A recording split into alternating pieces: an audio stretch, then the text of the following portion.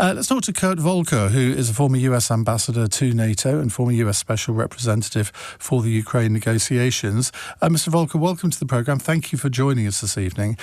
Do you detect a change in Donald Trump's position? And do you think at this time it might be a permanent one? I wouldn't put it that way. I think what Trump is trying to do, and has been trying to do from the beginning, is to get a deal. He wants an agreement to end the war. He doesn't really want the confrontation with Russia. In fact, what I think he'd like to do is, after there's a deal, lift sanctions and do business with Russia. So he's tried everything possible to move toward getting a deal, including offering Vladimir Putin all kinds of things. And as Piers Morgan just said, Putin has kicked sand in his face and basically has said, I'm not interested, I'm not going to do a deal like that. So Trump is trying some different tactics. He's now applying the oil sanctions, something the Biden administration never did, to say, okay, let's see whether if we cut more of your revenue, that will then cause you to come to the table and reach a deal. But the goal is still the deal, not the actual confrontation. And I think he's going to continue to zigzag back and forth between inducements and pressure to see if he can get Putin to move. Why do you think he treats Putin with such kid gloves compared to the way he treats President Zelensky?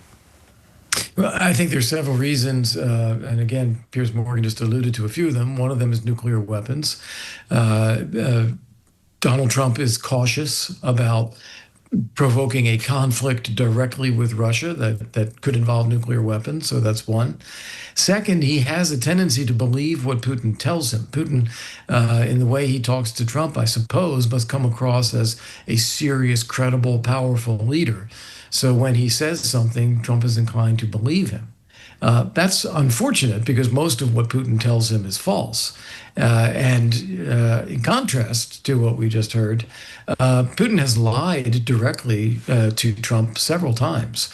He said he would meet with Zelensky and trial with Zelensky and Trump while Trump was hosting 9 European leaders in the Oval Office, only to turn around a few days later and say, no, he's not going to do it. He calls Trump on Thursday last week saying he's ready to meet and negotiate and do a deal. And then he sends Lavrov out a few days later to say, but the deal is actually no movement at all. It's our maximalist position. So he's playing Trump, as you said. He's playing him to try to get Trump not to take tough measures.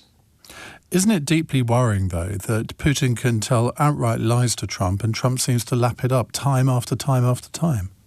Yeah, it is puzzling because I would think, especially after the embarrassment of reporting to European leaders that there is going to be a bilateral and a trilateral meeting, to have Putin then just tear that up the next day, it makes Trump look rather weak and foolish, and I think he would be upset by that. And maybe that is partly why we're seeing this higher level of frustration now. Do you see any prospect of President Trump deciding that in the end, the only way that he's going to convince Vladimir Putin to play ball is to provide more weapons to Ukraine? Well, I think he wants someone to pay for those weapons. I don't think that's going to change. He's got European leaders having agreed to do that now, so I think that will stick. And indeed, that pathway is already open.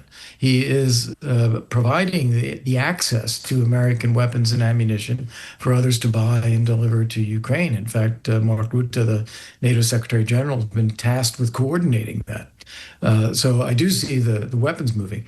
What I think you're getting at with your question is a little bit bigger issue is he going to ever come to the conclusion that Putin will never reach a deal, that Putin is actually interested in conquest of all of Ukraine, changing the government, subordinating it to Russia, and that there's no deal that Putin will ever agree to? I don't think Trump believes that yet, but he could get there because Putin continuously demonstrates that that's where he's headed. Thank you very much indeed. That's Kurt Volker there, former US ambassador to NATO.